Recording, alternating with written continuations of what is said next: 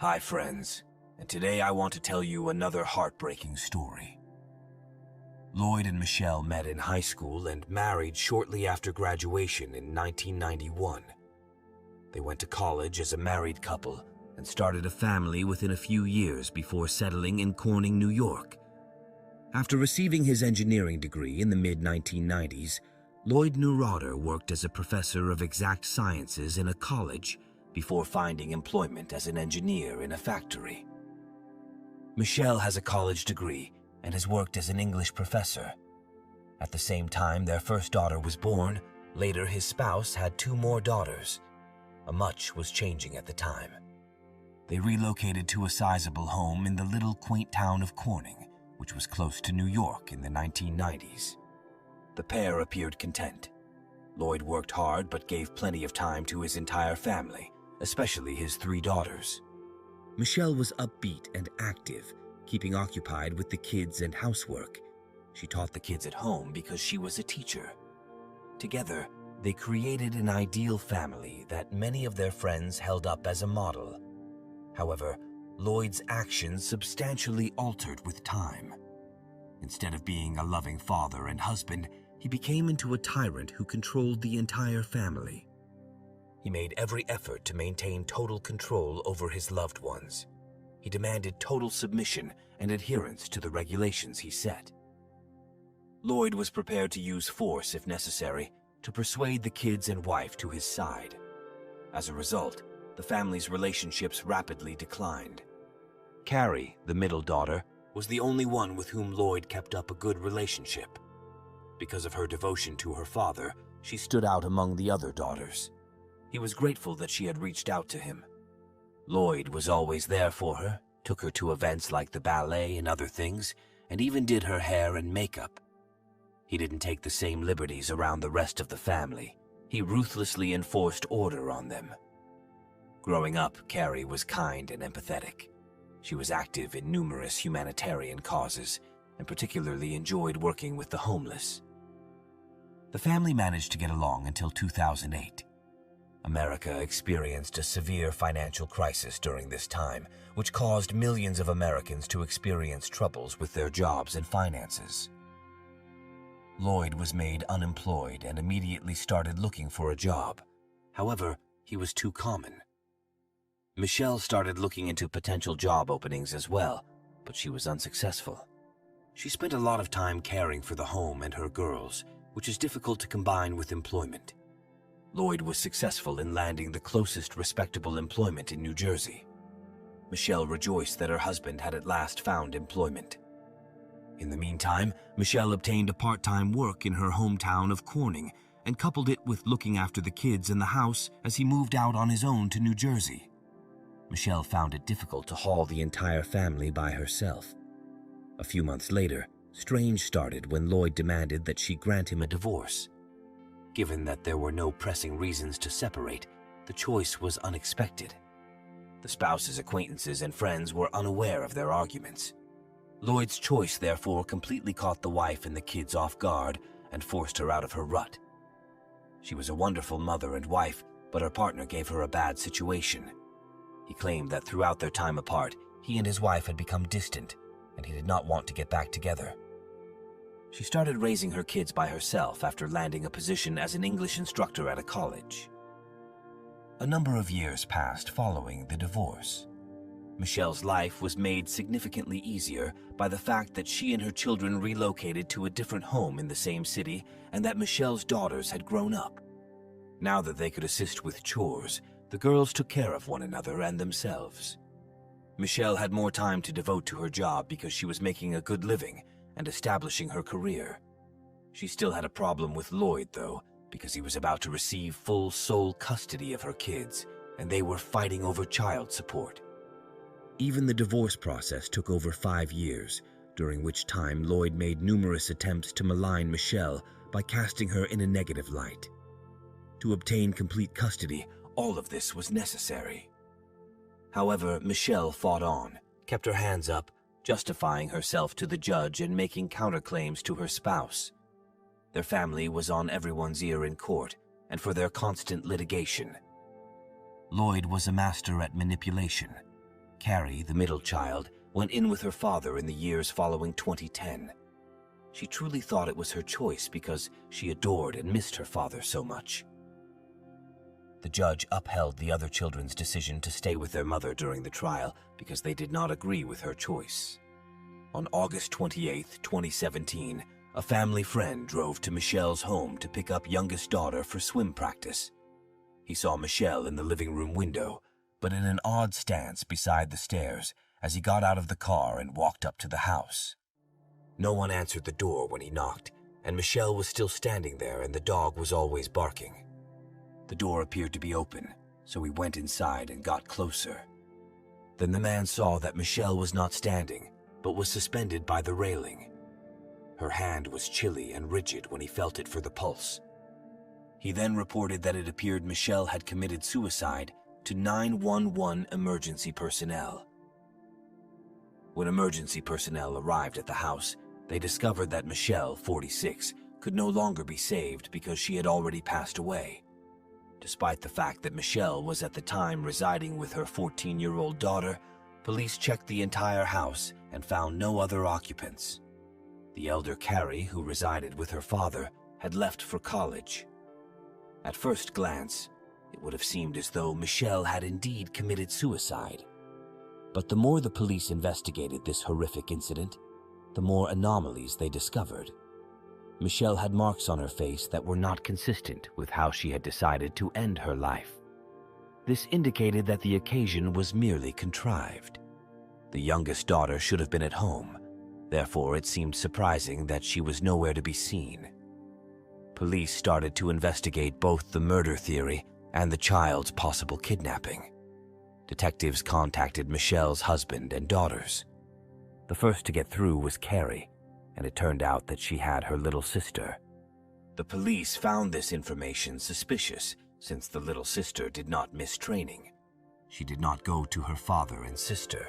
The police talked to Karrie. Karrie revealed that she had come to visit her mother for a sleepover. Michele threw a tantrum and sobbed all night because Lloyd will take her younger daughter away from her, and the court is on his side.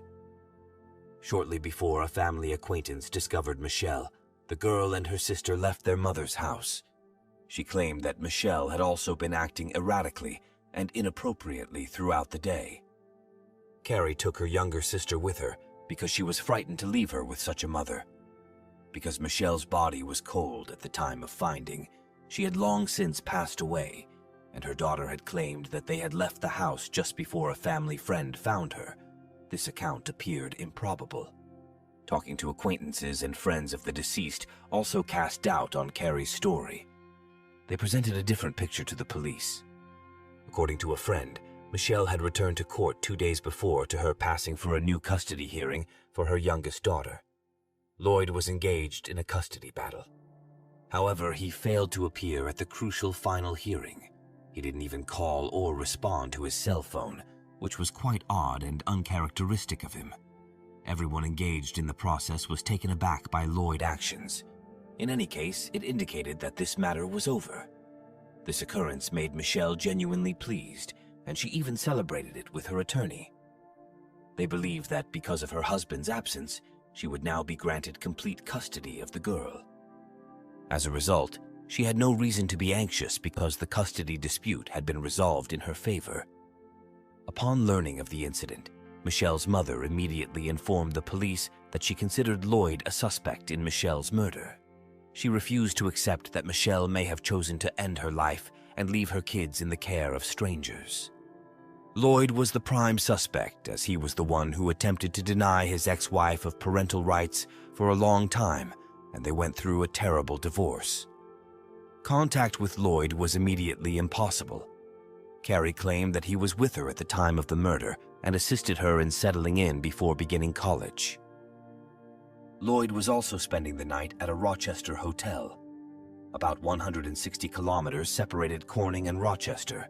After that, he traveled to California for a job interview, which put him 4,000 kilometers distant. When investigators were able to get in touch with Lloyd and inform him that his ex-wife had passed away, he exhibited little emotion. Lloyd simply took a plane ticket and flew to Corning. However, he went to the courthouse as soon as possible to halt his alimony payments. In this circumstance, it seemed really weird. After the hearing, he proceeded to the police station, where he corroborated his daughter's statements that he was helping Karrie relocate and was in another city at the time of his ex-spouse's death. Lloyd claimed that his daughter visited him at his hotel to see how he was settling in before he escorted her to her vehicle. She drove away and they met for breakfast in the morning. To back up what he said, he showed her the hotel room reservation. Lloyd agreed to take a polygraph test, but never passed. Despite such cynical behavior, no charges could be filed by detectives because there was not enough evidence, but he did arouse police suspicion. Law enforcement officers began checking CCTV footage and cell phone billing to track all the movements of Lloyd and his daughter Karrie in the final days before the woman's death. By comparing the footage and the location of Lloyd's mobile device, some discrepancies were discovered. It felt like he was trying to hide his location by leaving his cell phone behind periodically. That's how they knew Lloyd was lying. Karrie was present at the Rochester hotel with her father, and the two of them afterwards went to the parking lot, but the father did not return to the room as he had claimed. They left on the evening of the murder and didn't come back until 7 in the morning the next day, bringing her younger sister. It was also made known that Lloyd's financial status was not great. He owed a ton of money.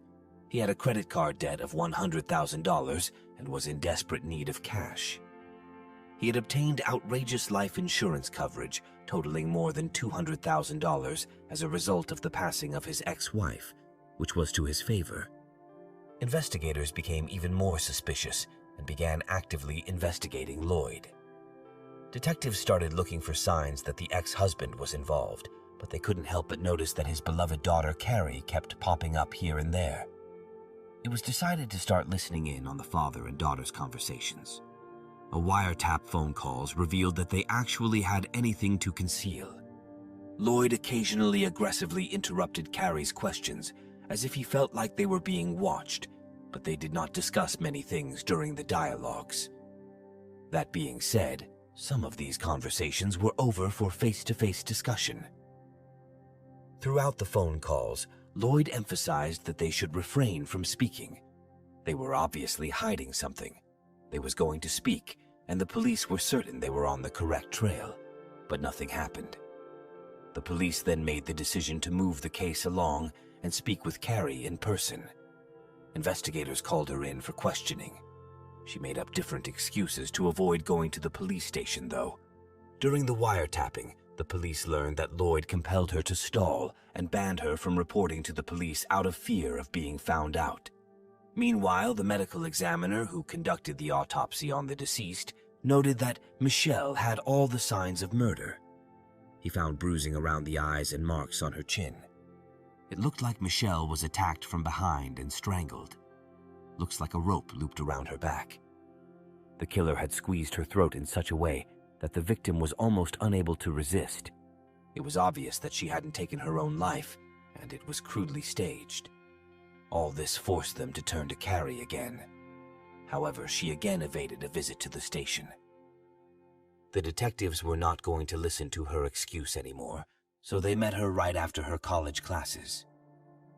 Karrie was perplexed because she hadn't anticipated it. She initially denied everything at the police station.